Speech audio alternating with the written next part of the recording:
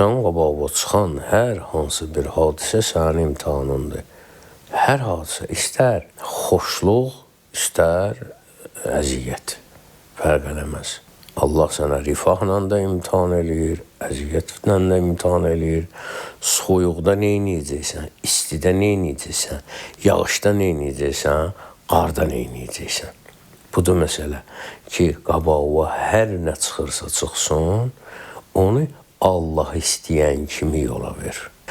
Nə edeyim? Yaxşılıq eləyim, pislik eləyim. Yaxşılıq elə. Mən oldum yaxşı adam, yox. Allaha xatir etsin bu yaxşılığı, yaxşı adamsın.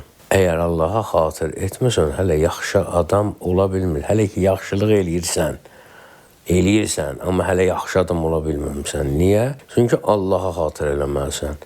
Niyə? Çünki yaxşılıq elədiyindən sən istədiyi ala bilməyəcəksən. O təşəkkürü ala bilməyəcəksən. O sevgini ala bilməyəcəksən.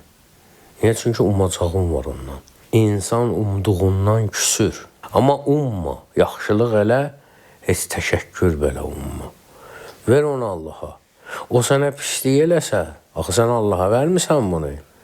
O səni sındırmayacaq, o səni məyus eləməyəcək o pisliyi. Sən ona bir daha yaxşılıq eləyəcəksən. Bütün ətraf və hamına yaxşılıq saç, yaxşılıq elə.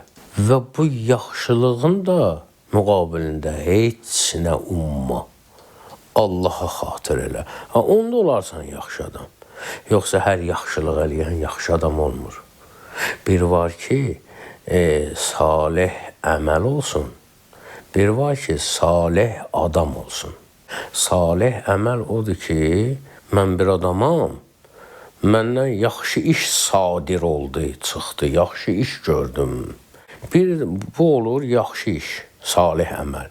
Bir də var salih adam odur ki, o nə iş görsə yaxşıdır. Çünki özü yaxşıdır. Özü yaxşıdır deyə bundan sadir olan çıxan hər bir iş yaxşı olacaq. İstər sülh bağlasa da yaxşıdır, istər qiyam eləsə, dava eləsə də yaxşıdır, istər söhbət eləsə yenə yaxşıdır, istər sussa yenə yaxşıdır. Artıq bu elə adamdır ki, bu salih insandır.